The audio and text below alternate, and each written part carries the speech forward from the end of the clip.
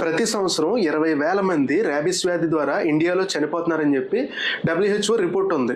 దానికి గల కారణం ఎవరు? అఫ్కోర్స్ గవర్నమెంట్ ఫెయిల్యూర్ ఉంది, కానీ గవర్నమెంట్ ఫెయిల్యూర్తో పాటు ఇంకో రీజన్ కూడా ఉంది. అదే జనం, అంటే మీరు నేను, మనం చేసే మిస్టేక్ వల్ల ఇదంతా జరుగుతుంది. ఎలాగంటారా?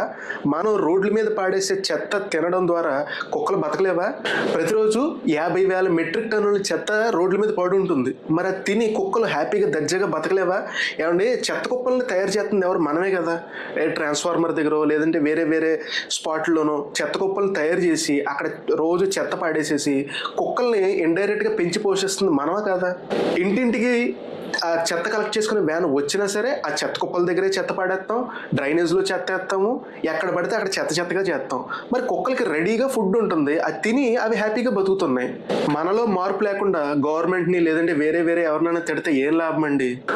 మొన్న పెద్ద రచ్చ జరిగింది. సుప్రీంకోర్టు తీర్పు ఇచ్చింది కుక్కలు తీసుకెళ్లి షెల్టర్లో పెట్టాలని. మళ్ళీ అదే సుప్రీంకోర్టు తీర్పు ఇచ్చింది, వ్యాక్సినేషన్ స్టెరిలైజ్ చేసి కుక్కలు తీసుకెళ్లి సేమ్ అదే ఏరియాలో వదిలేస్తారంట. గవర్నమెంట్ వల్ల అయ్యే పనేనా ఇది? కొన్ని కోట్ల కుక్కలు ఉన్నాయి, వాటికి షెల్టర్ ఇవ్వడం అటు ఉంచండి, వాటికి వ్యాక్సినేషన్ వేయడం, స్టెరిలైజ్ చేయడం, గర్భం రాకుండా చేయడం, ఇవన్నీ చేయాలంటే కొన్ని కోట్ల ఖర్చు ఉంటుంది గవర్నమెంట్కి. అవన్నీ ఎక్కడ చేయగలదు? పోనీ ఎవరన్నా NGOs కానీ లేదంటే ఎవరైనా సెలబ్రిటీస్ కానీ లేదంటే ఎవరన్నా ఈ యానిమల్ లవర్స్ వచ్చి ఏమన్నా డబ్బులు ఇస్తారంటే ఎవరో ఎవరు. ఈ కుక్కల విషయంలో సొల్యూషన్ అనేది లేదు. నానా రచ్చ చేసుకుని టైం వేస్ట్ చేసుకుని ఆ డిబేట్లు పెట్టుకుని రామ్ గోపాలవరం తీసుకొచ్చి కూర్చోబెట్టి మాట్లాడించి ఈ టైం వేస్ట్ పనులు తప్పితే ఏ యూజ్ లేదు.